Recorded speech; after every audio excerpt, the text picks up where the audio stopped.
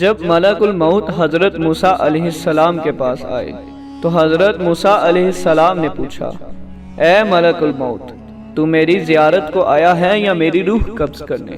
ملک الموت بولے، روح قبض کرنے آیا ہوں۔ حضرت موسیٰ علیہ السلام نے فرمایا، تو کس راہ سے میری روح قبض کرے گا؟ ملک الموت بولے، تمہارے منہ سے۔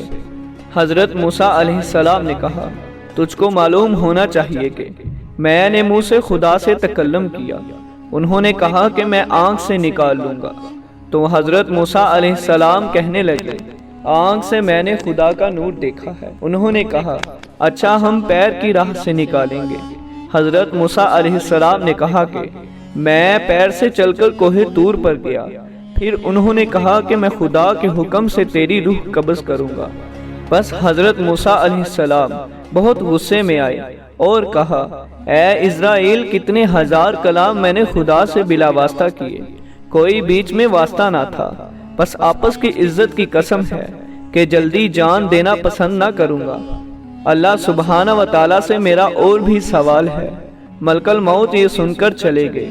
جناب باری تعالیٰ میں عرض کی کہ خدایا، تجھ کو خوب معلوم ہے جو موسیٰ نے مجھ کو کہا کہ اس وقت میں جان دینا پسند نہ کروں گا۔ پھر خطاب آیا کہ اے موسیٰ علیہ السلام، تو میری طرف آنے کو راضی نہیں ہے؟ وہ فوراً بول اٹھے، اے میرے پروردگار، میں تیرے پاس آنے پر راضی ہوں، مگر ایک بار تیرے دیدار کی تمنا رکھتا ہوں کہ میں کوہ طور پر جا کر مناجات اور شکر کروں اور وہی کلام سنوں۔ ہزار جان میری فدا تیرے کلام پر۔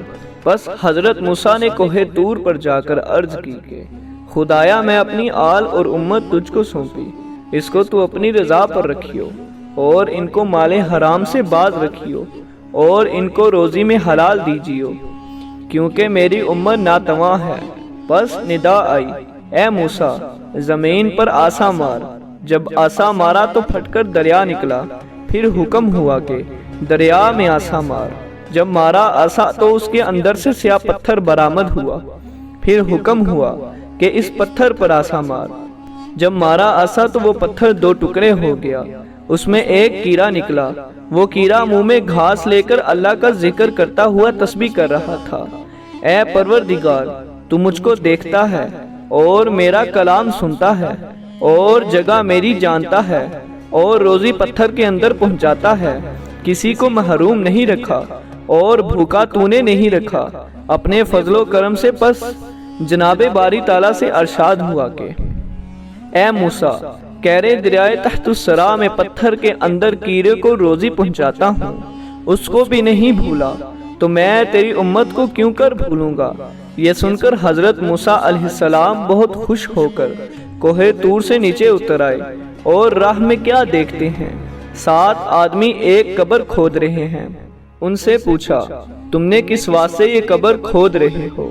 انہوں نے حضرت موسیٰ علیہ السلام سے کہا، جو صاحب قبر ہیں وہ تمہارے قد کے برابر ہیں، ایک بار تم قبر میں اتر کر تو دیکھو تمہارے قد کے برابر ہوئی کہ نہیں۔ تب حضرت موسیٰ علیہ السلام نے قبر میں اتر کر دیکھا اور پھر کہا، یہ کیا خوب جگہ ہے، کاش یہ قبر میرے لیے ہوتی تو کیا خوب تھا۔ اسی وقت جبرائیل نے ایک سے بہشت سے لا کر حضرت موسیٰ علیہ السلام کے سامنے رکھ دیا۔ انہوں نے اس کو سونگھا اور فوراً جان نحش تسلیم ہو گئے، اور فرشتوں نے آپ کو نہلا دہلا کر بہشت کا کفن پہنایا اور جنازہ پڑھ کر اسی قبر میں دفن کر کے قبر کو چھپا دیا۔ اس لیے کوئی نہیں جانتا کہ حضرت موسیٰ علیہ السلام کی قبر کہاں ہے۔ جب اسرائیل حضرت موسیٰ علیہ السلام کی جان قبض کرنے آئے تو حضرت موسیٰ علیہ السلام نے ایک تمانچہ ان کو مارا، جس سے ان کی ایک آنکھ جاتی رہی۔ پھر اسرائیل نے خدا سے فریاد کی تو اللہ سبحانہ و تعالیٰ نے فرمایا کہ اے موسیٰ، تم کو حیات دنیا منظور ہے تو بھیڑ کی پشت پر ہاتھ رکھ کر تو دیکھو کتنی پشم اس میں سے آتی ہے، اتنی ہی عمر ہم تم کو دیں گے۔ حضرت موسیٰ علیہ السلام نے سوچا کہ آخر ایک بار مرنا ہے، تو تب اسرائیل نے خدا کے حکم سے ان کی جان قبض کی اور حضرت موسیٰ علیہ السلام کی عمر 150 برس ہوئی تھی۔ بعض روایات میں ہے کہ ملک شام میں جباروں کی فتح کرنے کے بعد انتقال فرمایا۔